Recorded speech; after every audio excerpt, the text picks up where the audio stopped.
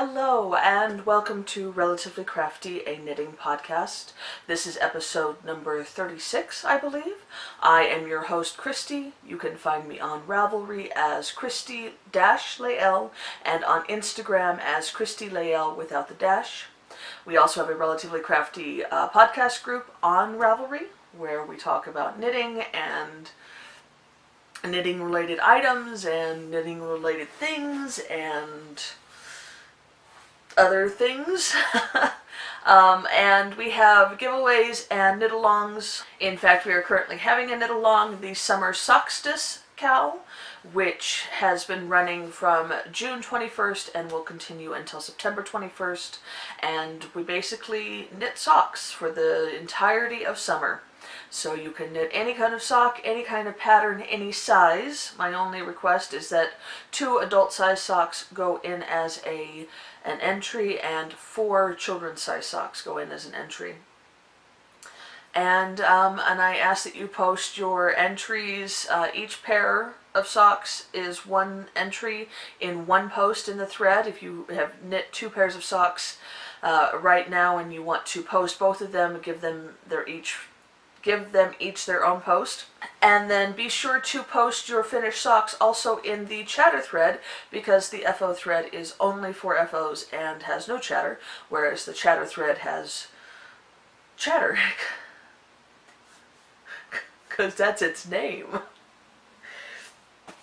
Anyway, so yeah, there's been like 75 or so FOs so far, so we're doing really well, and there's still about a month left, a little over a month left in the KAL, so you have plenty of time to get a pair of socks done, or a couple of pair of socks, and yeah, and we have prizes, and I'm excited about awarding those prizes. There will be prizes for the FO thread and for the chatter thread, so you have, even if you don't manage to get a pair of socks done, you still have a good opportunity to win a prize.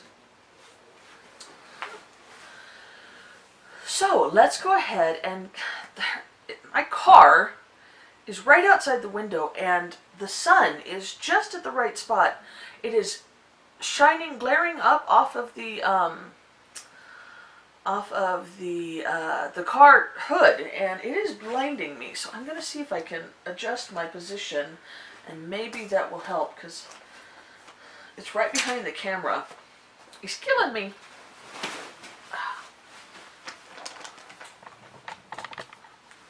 Okay, that's better. I'm not blinding anymore. I do see all the spots though. Alright, let's go ahead and get into my knitting. Unfortunately, I have no FOs this week. I did not manage to finish anything. I had hoped that I would. I focused a lot on my mom's sweater, and I was hoping that I was going to get that finished. And when it became apparent that I wasn't going to get that finished, then I tried to work on socks to get those finished, but I didn't manage to finish anything. So I will just go straight into whips this time. I'll show you the sock whips first.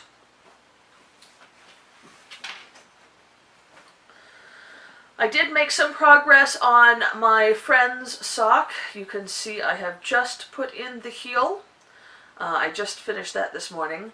So this is the first sock, and I have to do the leg. But the leg shouldn't take too long. I find that once I pass the heel, the sock goes faster. And then the second sock always goes faster than the first. I know a lot of people suffer from second sock syndrome, where they knit the first sock and they're really enjoying it, and then when they get to the second sock they just don't want it anymore, and it's a real struggle, and they have to kind of force themselves to knit that second sock. They get bored with it, they want to move on to other things. I actually kind of have almost the opposite reaction, whereas the second sock is more enjoyable. Generally, there have been a couple of times where that hasn't happened, but generally the second sock is more enjoyable because I've already done all the measuring and whatnot, and I know exactly how to make the second sock. The first sock is where I have to pay attention to having my tape measure and whatnot, and making sure that I know exactly where to put things. or not that I know exactly where to put things, but that I'm putting things in the exact right spot. Whereas with the second sock, I take those little light bulb. Well, I should say with stripy socks, I don't have to worry about counting rows because the stripes are kind of row counting for me. But with variegated socks like these, I take those light bulb progress keepers, and I just put one at every 10 rows. So I just basically have to knit the second sock to as many of those progress keepers, and then I do the heel, and then, you know, the leg flies like some flying thing. Bird. I don't know. Airplane. What else flies? Little bugs with wings. I don't know. Anyway, so the second sock generally goes faster than the first one. And once I get to, you know, where the foot is almost done, and especially after I finish the heel, it just flies because I'm so close to being finished, and so I just like power through and do it to it. So anyway, I'm hoping that I should have this finished by next week. I really need to get this done. I have a little over 2 weeks left in the month, and I still have to finish another 2 pairs of socks after the 2 that I'm showing you. So I do need to really get on it. And so there is that. Ferret. And then my other pair that I've been working on, I am nearly done with the first sock, and that is the Desert Vista Dye Works. This is for the Desert Vista Dye Works 3rd annual monthly sock club KAL that they have. I'm trying to knit a pair of Desert Vista Dye Works socks every month this year. There are great prizes if you do so. So I have, this is my 8th sock because it is, or 8th pair of socks because this is the 8th month. And so yeah, so I have, you can see here, I don't know if you can see those little light bulb stitch markers here on the side. That's where my heel is going to go. So I basically, I think I'm going to finish up this green stripe and then start the cuff. So I am very nearly there. And like I said, the second sock goes faster, so I should be able to fly through the second sock. And then the True Afterthought heels are fun to do. So I will knock those out. I don't know if I'm going to do the heel. I might. Well, no. I don't know. I don't know yet if I'm going to do the heel before I start the second sock or if I start the second sock. Both the heel and the second sock need to start on the purple. So I normally try to decide, I look at where I am in the color repeats to see whether or not I'm going to start the heel first or not. If I'm close to the color that the heel needs to start on for stripy socks, then I normally will do the heel first. But if I am closer to the toe color, then I just start the second sock. I haven't decided yet. I'll make that decision eventually. So I should definitely have this pair done because this is the fun pair to work on. And then the other 2 socks that I mentioned that I have to get done this month are my box of socks for August. This is a yearly knit-along that is hosted by Kristen of the Kristen of the Yarngasm podcast, who dyes for Volenvine. You knit a pair of socks for yourself every month of the year and keep it in a box, and I've been knitting my old stripies for that, so this is the next one that I need to do, and I'm excited about this one. I really, really want to knit it. I knit the mini and it was adorable. And then I also need to do my Hippo for the holidays for August, which is Hippo for Independence. That came out in July. And she is having a knit-along on Instagram for all of her Hippo colorways, and it has to be done by the 31st of August. So, and thankfully she's come out with another Hippo colorway. I got a little spoiled in May and June because she came out with Hippo for Cinco. Let's say April, May, and June, because Hippo for Easter came out, and then right after that, or right around the same time, was Hippo for Cinco, which was at the beginning of May, and then Hippo for Mom, which was in the middle of May, and then Hippo for Dad right after that, which was in June. And so and then Hippo for Independence, which was the beginning of July. So I kind of got really accustomed to having a Hippo colorway coming out fairly regularly, and then she basically didn't have she basically didn't have a Hippo colorway for August. She had her Hippo, her adorable Hippo pattern that she released, which is a little stuffy Hippo. I don't know if you've seen it. I think it's called Roxy the Hippo. Anyway,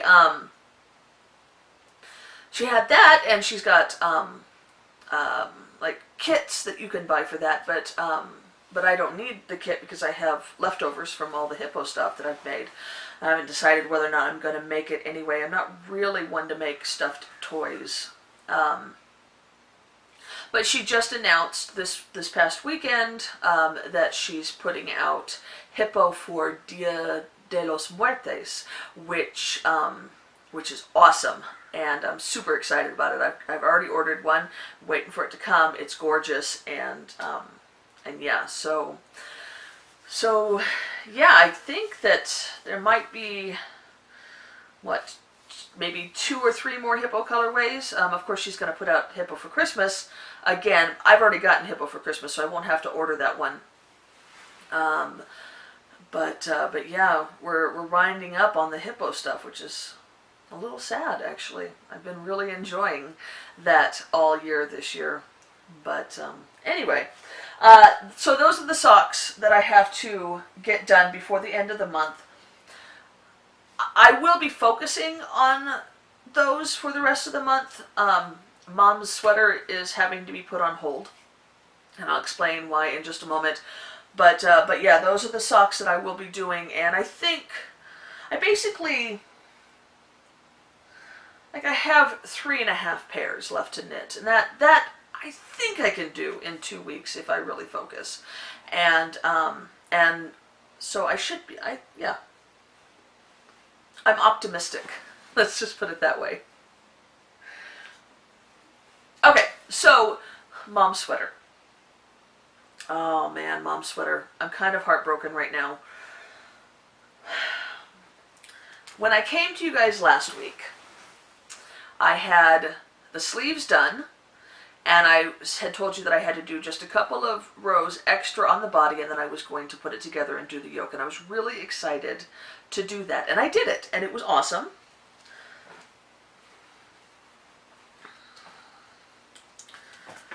And you can see here, they're together. I haven't sewn under the arms yet. You just Kitchener those together. But yeah, I've got a body.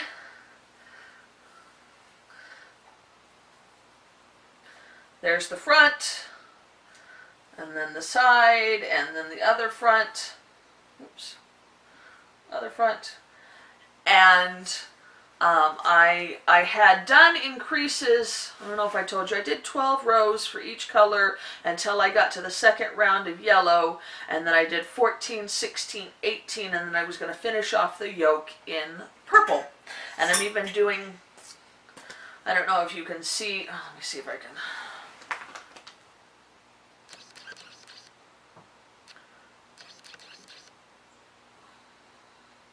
And I've even started the cable for the yoke. And here's where the problem happens. Because there are 29 rows to the yoke, to the cable part of the yoke, and I am on row 19.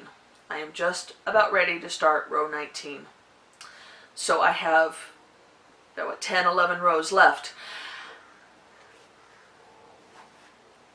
And this is all the purple I have left. I'm so bummed, guys.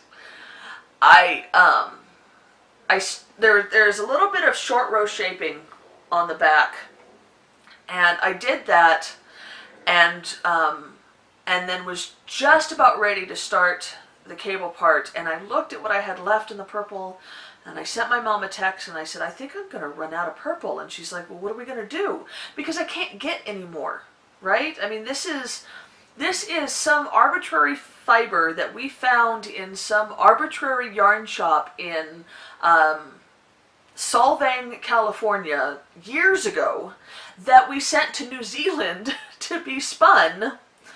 And then now it has come back, and so it's not like I can just search Ravelry for this yarn brand. That's it. That's all there is. And so to try to offset running out of yarn, I went back and I took out two of the short rows, one on either side, and that gave me some extra yardage, but not enough, and so. I don't know. I don't know what I'm going to do. I'm a little bit frustrated. Not at anybody, just at the situation. Just that, this is, there's very little that's worse than playing yarn chicken and losing, So I have enough here to do one, maybe two rows, like, the right row and then the right side and then the wrong side, but I think that's like it. And so what I'm gonna do, unless one of you guys has just the best option ever, what I think I'm gonna do is go to my yarn shop, see if they have something that is the same color. If I can find the same color, it doesn't really matter, like what its fiber content is. Like it doesn't have to be an exact match, and it could be like fingering that I hold double, or DK, or even lightish worsted. But if I can find something that is the same shade of purple, then I can buy that and finish it off.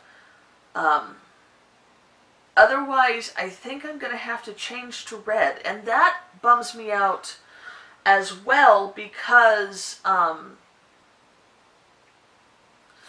have a counting thing, There's a symmetry.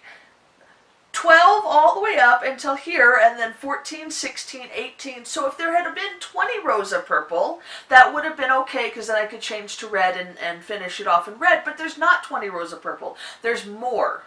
So, it kind of messes it up. And it's going to be right in the middle of this cable section, which kind of really bums me out quite a lot, because then it's not going to be an obvious, like, it's not a good place to change colors unless I was following the count. And I really don't want to have to rip back, because it's a lot of work that I've put in. I don't know. As I said, there's 29 rows on the cable pattern, and but two of them are they're starting the garter stitch edging for the collar, and that was where I was gonna change to red anyway. So I really, it so sucks because I'm so close. Because as I said, I'm starting row 19.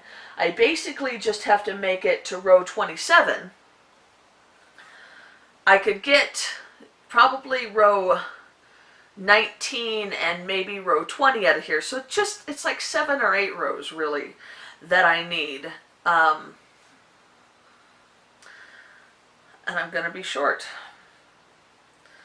So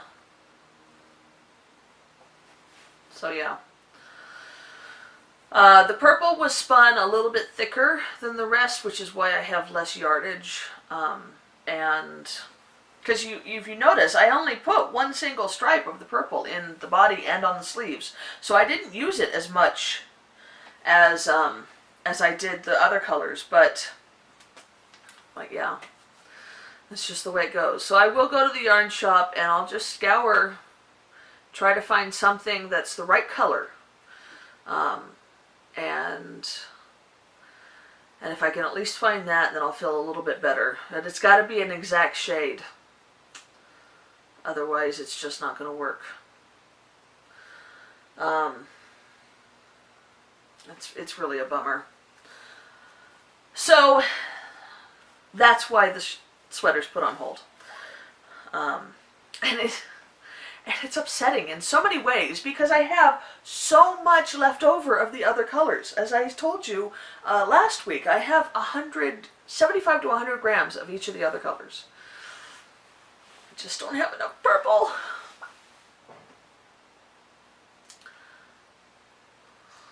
So yeah, that's where I'm at. I also wanted to talk to you guys a little bit about the chart because I got screwed up on the chart, and I'm an experienced knitter. I would say, with my 10 years of hardcore capital K knitting, I am an advanced knitter. But sometimes I make the dumbest mistakes, and so I can't show you a lot about this chart because it's a paid-for pattern, but I will show you just the little very bottom of it so you can kind of understand. This is, I always print out my patterns in black and white because really, what's the point of wasting color ink when I don't really need to see what the color it was knit in? Now, there have been a couple of exceptions to that rule when I've done something color work and I've really needed to see the colors when I've been trying to match a pattern specifically, or exactly, then sometimes. But really, generally, I just print it out in black and white. And honestly, I print out the least amount of it that I can because it's, I don't need a big picture. I don't really... If I'm going to show somebody what I'm making, I normally just pull up the pattern on my phone so they can see it. Not the pattern, but like the pattern page on Ravelry on my phone so they can see the pictures. I don't, if there's like the kind of the first sheet that's got, your gauge and your needle size and all that kind of stuff, I don't ever print that out. If there's pages that are all pictures of just art shots of the finished object, I don't print those out. So I try to be economic about printing out patterns. And so anyway, I printed this out in black and white, and normally that's not an issue.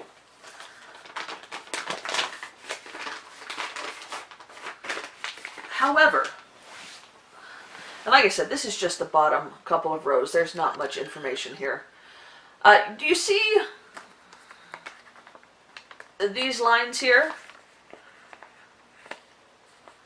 Yeah, I had to draw those in because I went through the first, 2 rows of the chart, the right side and then the wrong side, and, I didn't even make it through the wrong side. I went through the right side and I ended up with the wrong count.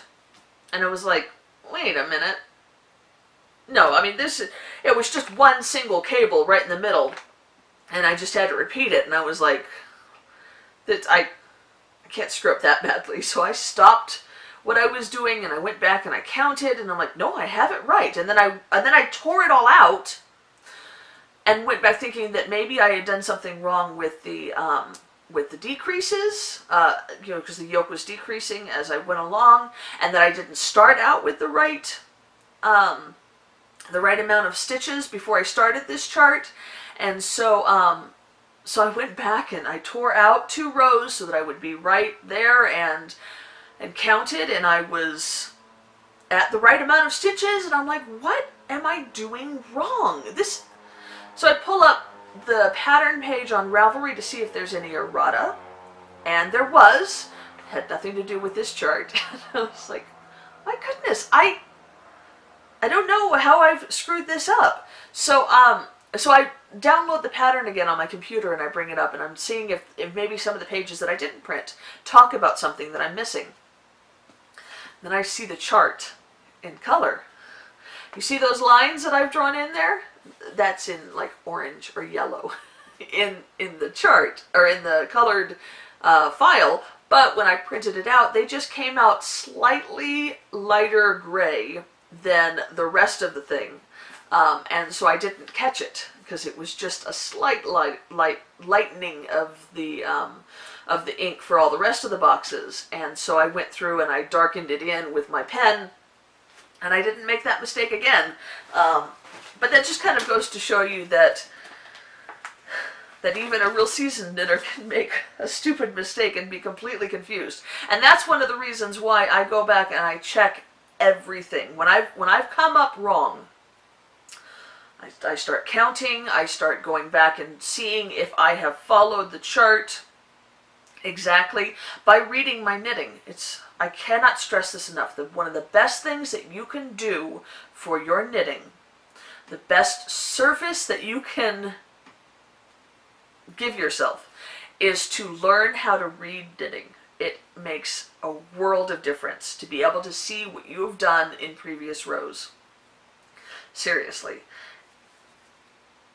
Just do that. Start working on trying to figure out how to read your knitting. It will make your knitting so much easier. Okay, so that is all of the knitting that I have. Yeah, I don't have any FOs. I only had a couple of whips, and I have no new stash, which is kind of a bummer. So let's go ahead and talk about a past knitting experience, maybe, shall we? Hang on a second, let me go get the sweater. So this is a sweater that I knit way back at the beginning of 2014. And I've really never worn it. And that is, it's a fit issue. I'll go ahead and show it to you, but I'll have to post a picture because it's long. This is Splash of Blue, which is by Suvi Simola. And like I said, I knit it in February of 2014, and it knit very fast. It's knit out of Cascade Eco, and it's knitted at very large gauge, and so yeah, it knit very fast. So here it is.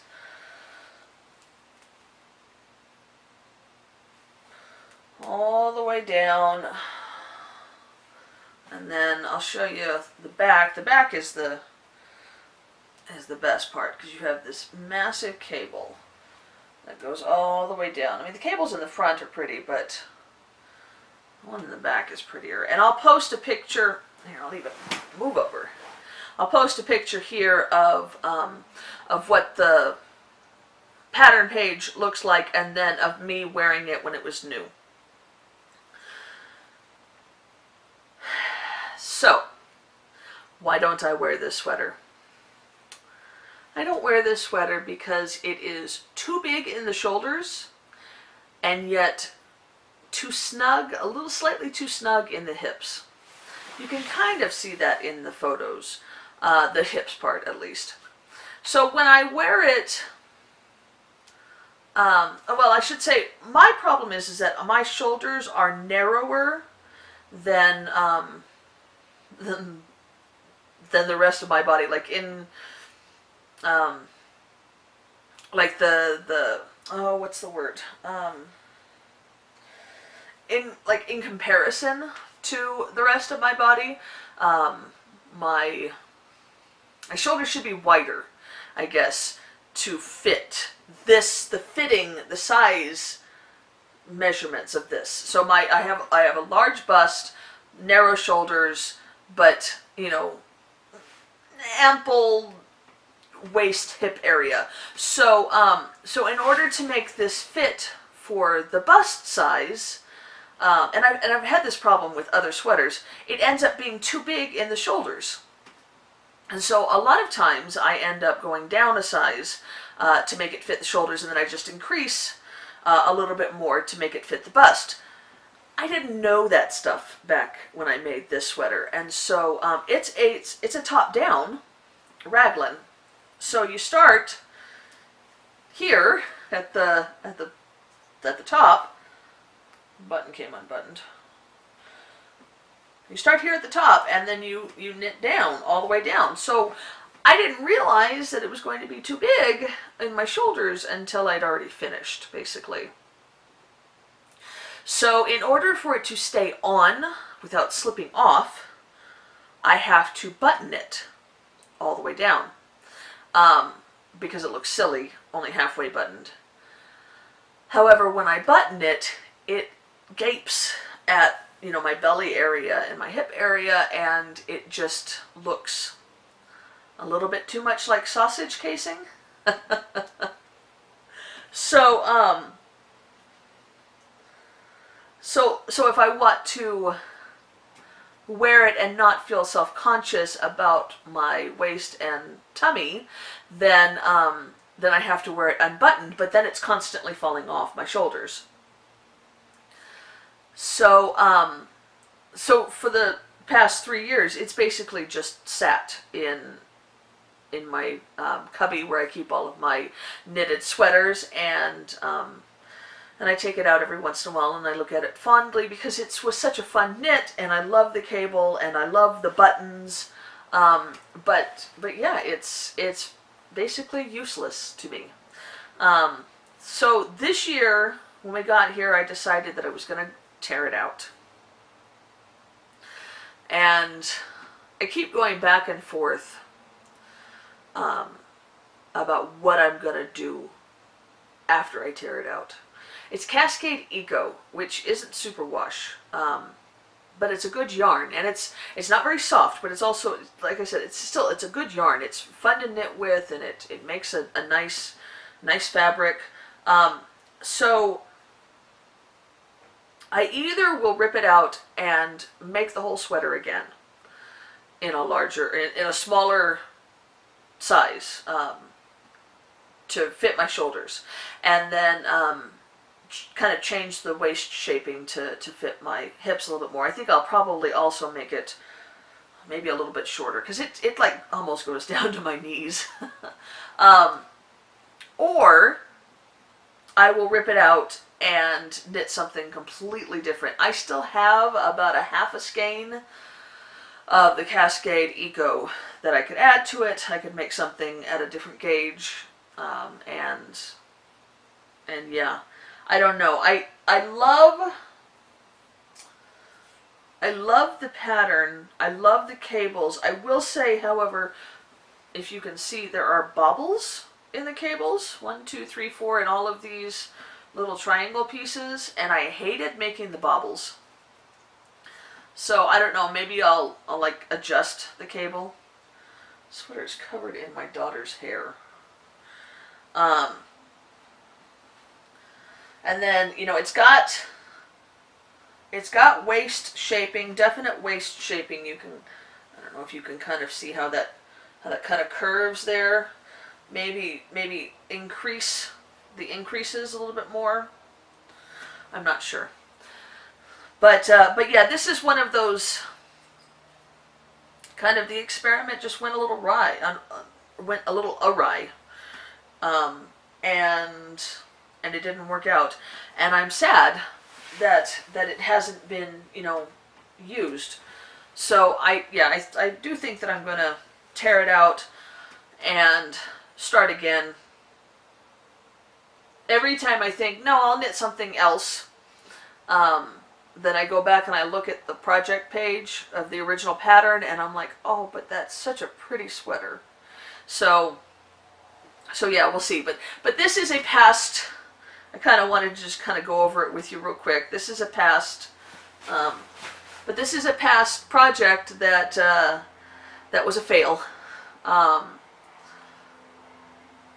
Yeah.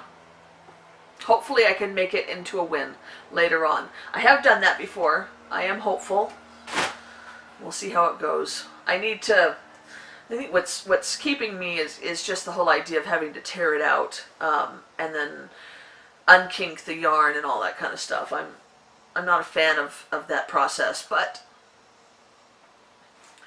if it means I can re-knit a really nice sweater, then, one that fits, and that would be worth it, right? Okay, so past knitting, that added something. And then last week I brought in reading. I talked about one of the books that I'm reading, and that was received really well by all of y'all. So I go ahead and continue to do that in my podcasts. As I said, I won't talk about every single book that I'm reading, and I will probably wait for most of them until I'm done with the books. But I do like the idea of sharing the reading with you. The book that I talked about last week is The Shining by Stephen King, and Ron finished this last night. I am right there, so I have quite a bit left to read. We were reading it together, where he was reading his as many pages as he wanted to at night before bed, and then I would read the same amount during the day. However, when it comes to the weekend, he ends up reading a lot more, throughout the days and whatnot, and so I just don't bother trying to keep up on the weekend. And normally I can catch up on Monday, but yesterday was a very busy day. I had lots of things to do, and so I just didn't get to have a lot of time to sit and read. And it was the day that my kids went back to school, so I had to get up at 6:15 instead of 8 o'clock. And so when I laid down to read, I ended up falling asleep. So I read like 30 pages yesterday when I was supposed to read 100. So anyway, I will be finishing this, probably not today, but maybe tomorrow. And I'm looking forward to reading, for finishing it up, and then we're going to be watching the movie together. That not the one with Jack Nicholson, but the miniseries that Stephen King produced in the late 90s, and which I've heard is very much closer to this story. And then Ron finished this last night, as I said, and he said, well, you need to get Dr. Sleep now, which I hadn't really planned on reading, but he really wants to continue with the duology. Now, this was written in 1977, and Dr. Sleep was only written, I want to say, less than 10 years ago. So there's quite an age span. But Dr. Sleep deals with Danny, who is the son in this book, and he's 5 in this book. He's an adult when Dr. Sleep is happening. And so I am interested in reading it, so I've ordered it from Amazon, and we should get it in the next couple of days. And then we'll do the same thing with that as we did with this, where Ron will read his parts at night, and I will read my parts during the day. And yeah, I'm looking forward to it. It's been a nice experience. I could see us doing this with other Stephen King books. It's like it's less scary when I know that he's reading it as well. I don't know if that makes sense, if that's just lame. Another series that I've recently been reading, I've kind of been rereading, is the To All the Boys I've Loved Before series by Jenny Han. Now, Jenny Han is a kind of she's like a YA contemporary romance writer, and I'm not the biggest fan of her works. She wrote The Summer I Turned Pretty trilogy, which I kind of liked the first book. I gave it 3 out of 5 stars, but I really actively disliked the second and third book. And then she wrote the Burn for Burn trilogy with Siobhan Vivian, and I liked that one quite a bit more. It's kind of a slight horror, thriller maybe, contemporary, and that one was good. But I like Siobhan Vivian's writing a lot. So this series I read 2 years ago, and it originally was just going to be a duology. To All the Boys I Loved Before is the first book, and it tells the story of Laura Jean, who as she's grown up, when she's fallen in love with somebody, and then kind of gotten over that crush, she writes them a letter to kind of just say goodbye. Now, it's not a letter that she intended ever to be sent out. It's just one that she writes for herself, and she keeps them in this hat box. The beginning of this book, all those letters end up getting mailed out, and she's kind of dealing with the aftermath. And it's just a really cute contemporary. Laura Jean is very innocent. She's only 16. She's never been kissed. And I kind of like the fact that this is very innocent. A lot of YA contemporary romances tend to be a little bit too scandalous, in my opinion. Trying to write these 15 to 17-year-old kids as being more grown up than they really should be at that age, doing a lot more adult activities and that stuff. And I'm not just talking about sex, but just kind of the way that they see life. It's much more about things that really they shouldn't be thinking about or experiencing until they're grown, in their 20s. Maybe that's just me being old-fashioned, but I kind of feel that way. So even though Jenny Han and Laura Jean got a little bit,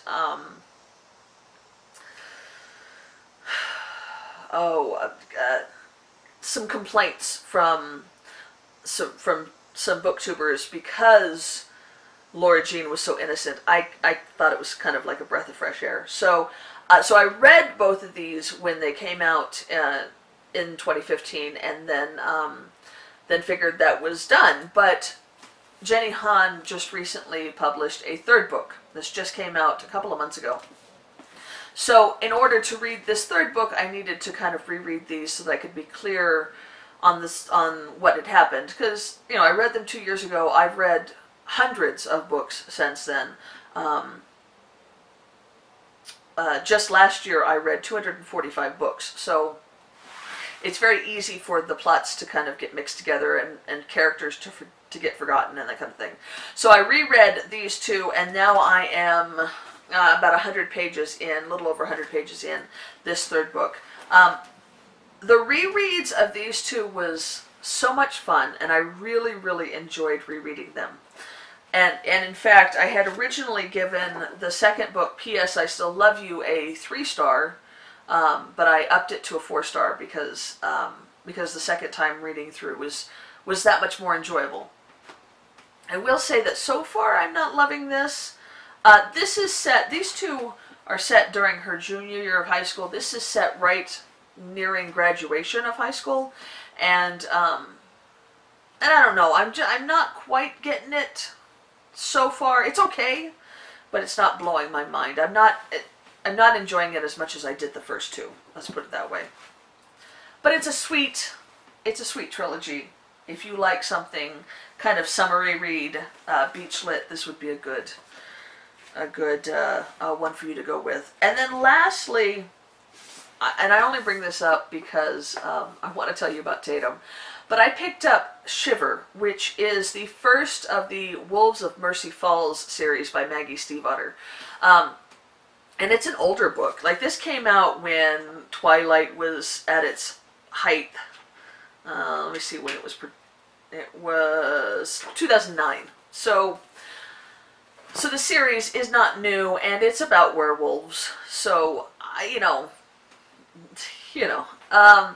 but I read Maggie Stiefvater's newer series, which is called The Raven Cycles. It's 4 books: The Raven Boys, The Dream Thieves, Blue Lily, Lily Blue, and The Raven King. And I read those all last year, and they were amazing. Loved those books.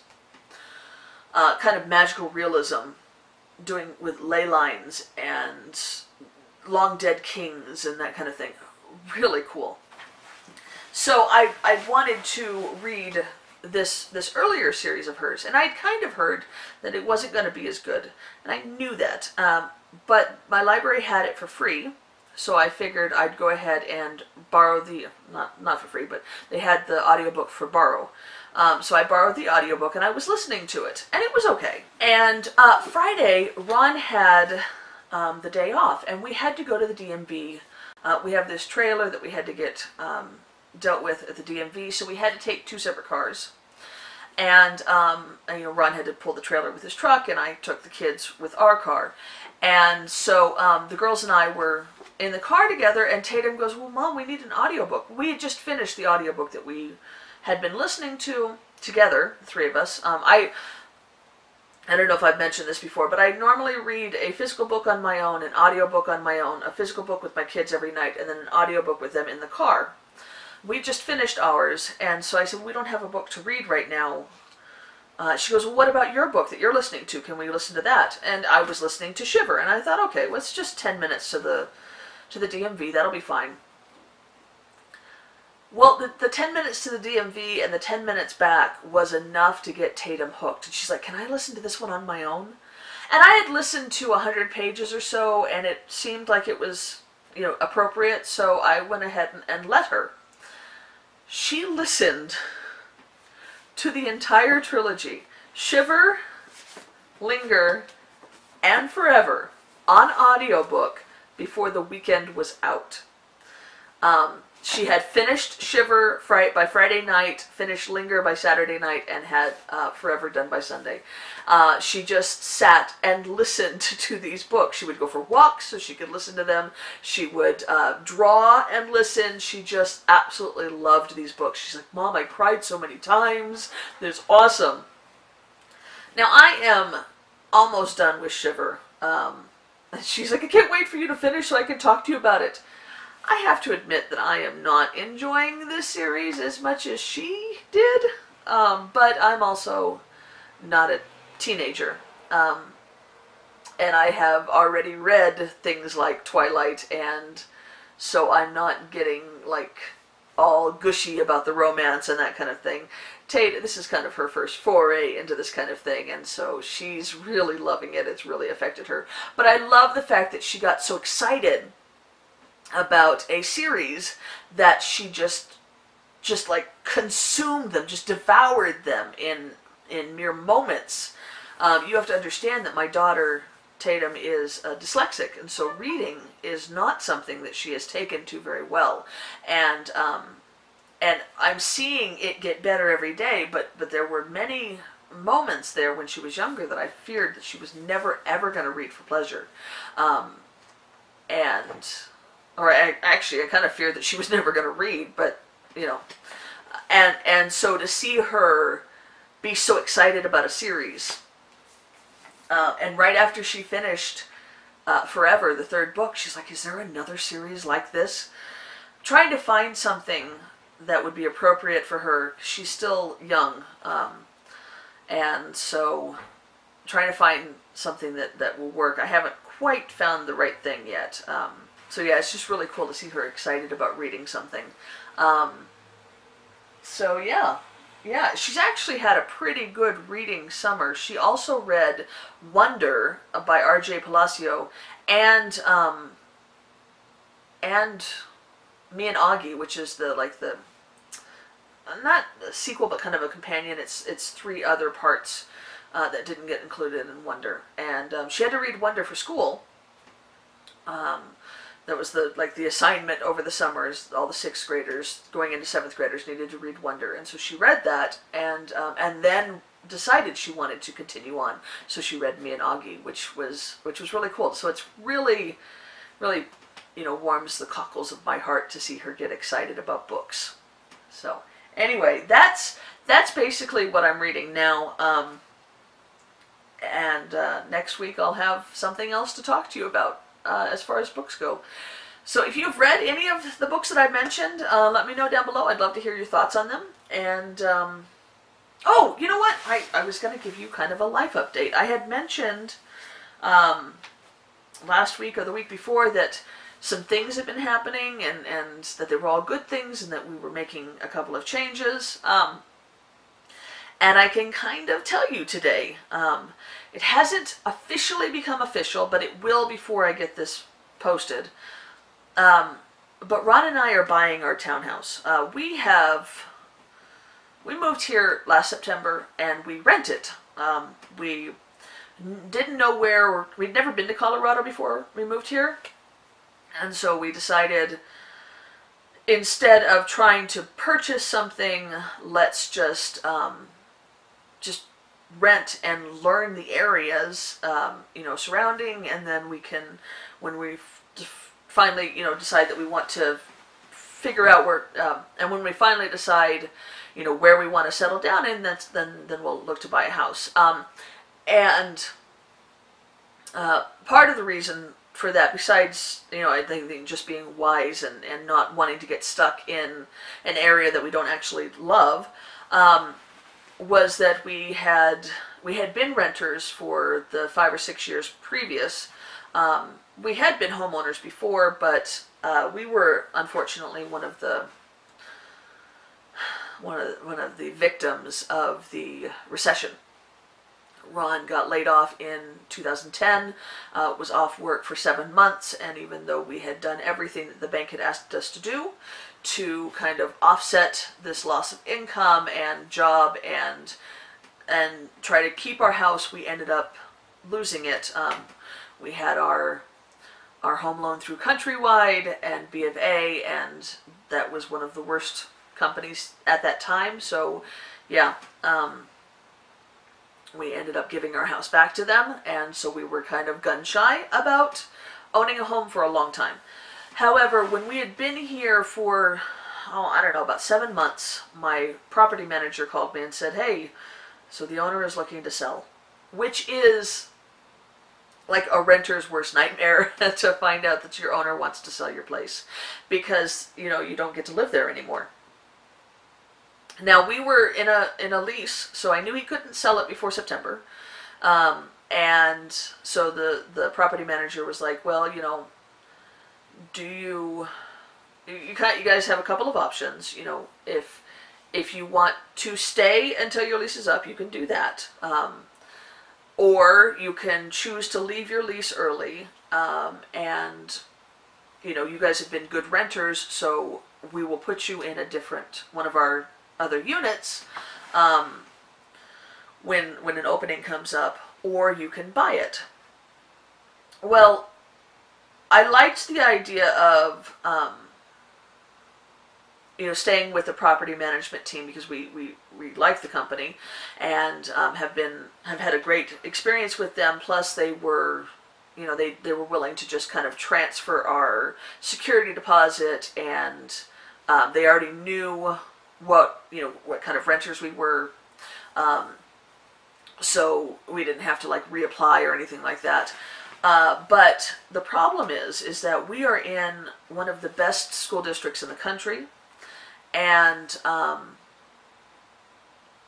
our kids had already been uprooted just months before to move here, and Tatum, as I said, with her dyslexia, it makes school hard. And I was very impressed with the school district here. I was also happy to see the growth that both the girls had made in their schools and making friends. They have friends here in our complex, and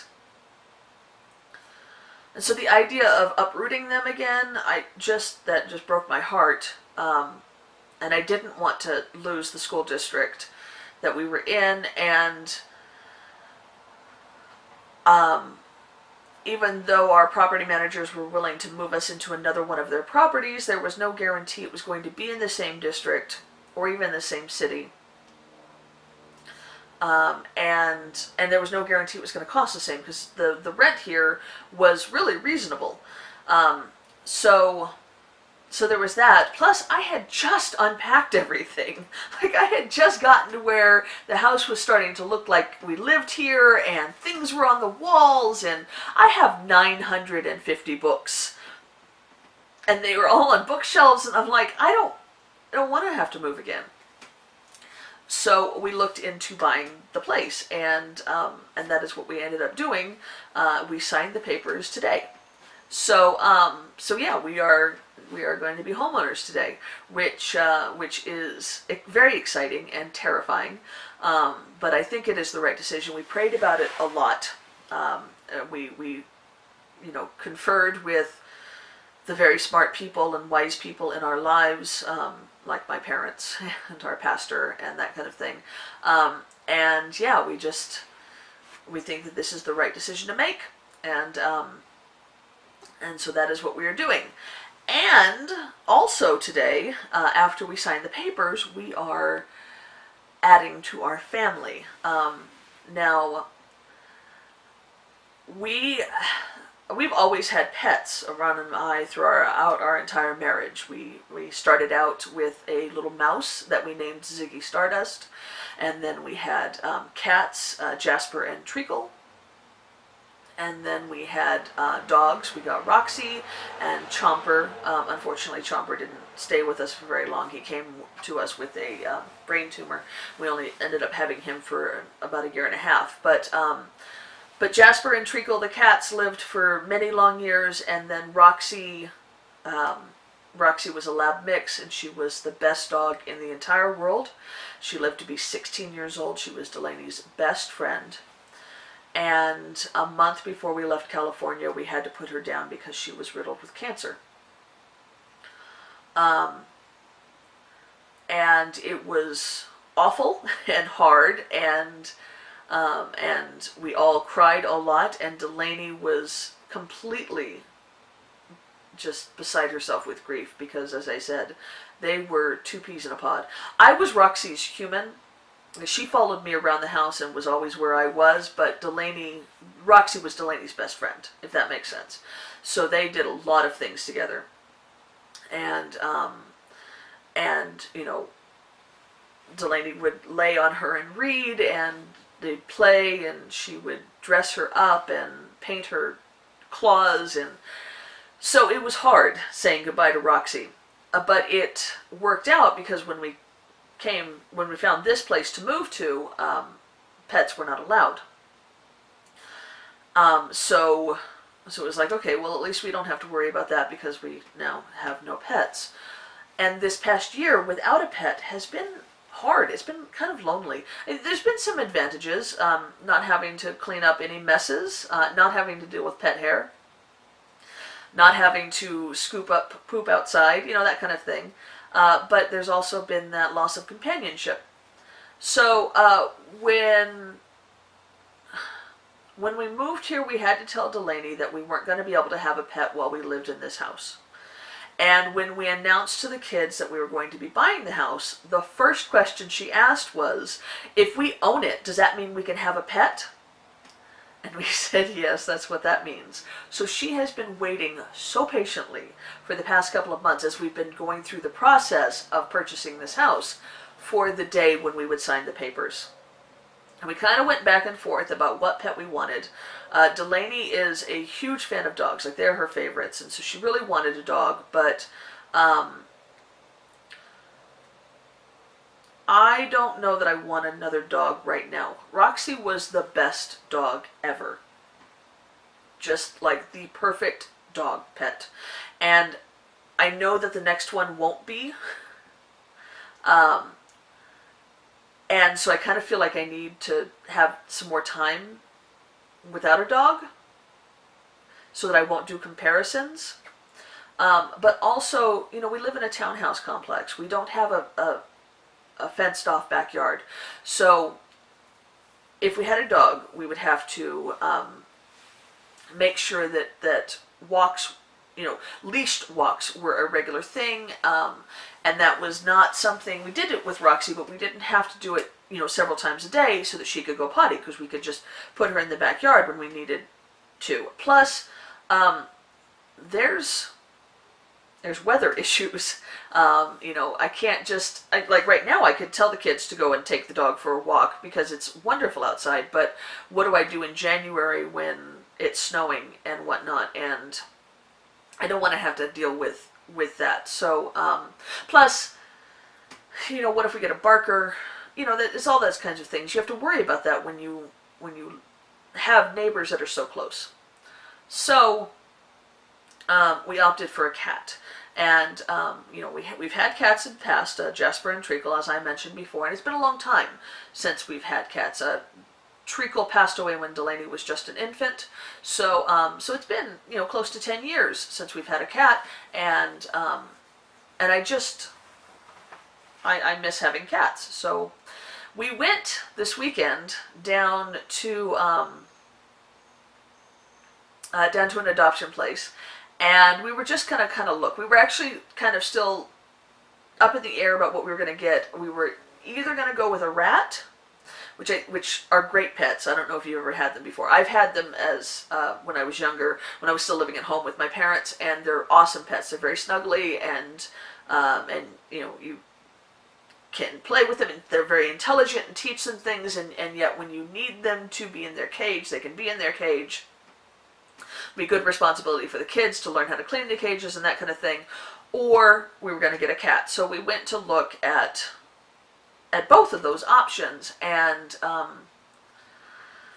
when we went to look at the cats, I was fully set for a rat. Like, I was like, you know what, I really think a rat is a better option.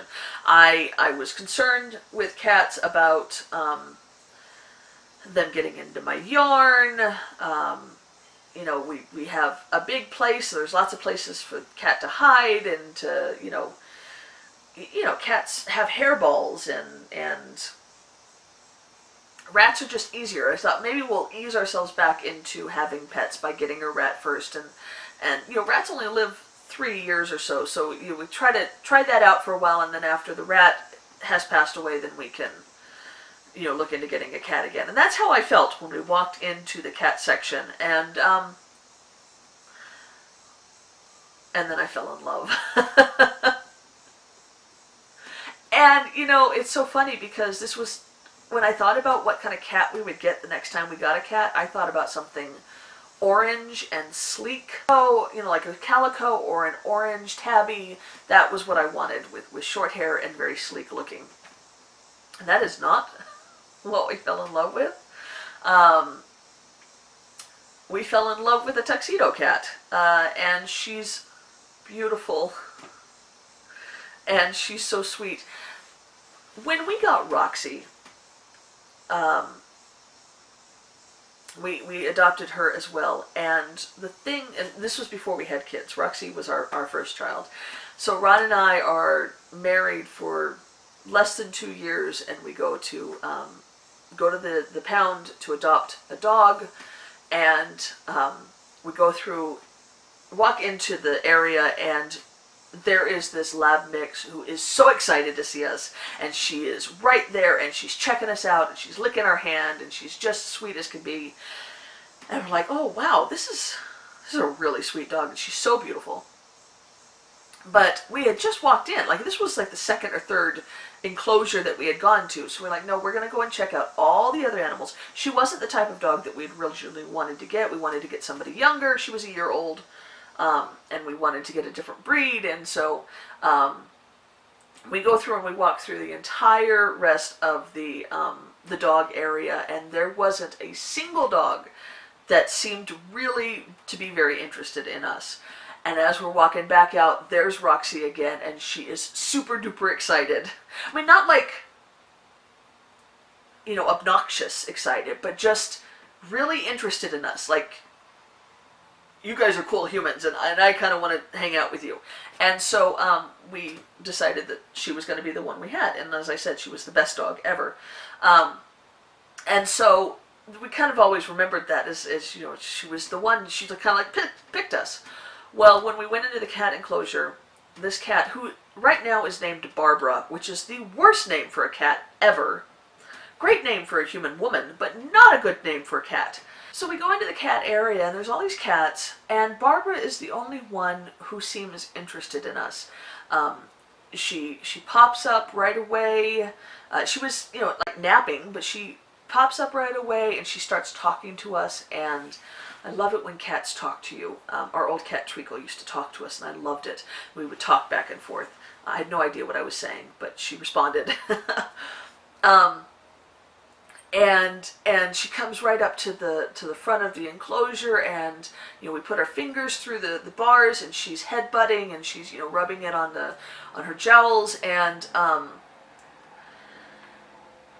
so we went and looked at all the other cats, and some of them, I mean, a lot of them were just like, yeah, whatever, but some of them were like, I'd rather die than go home with you guys.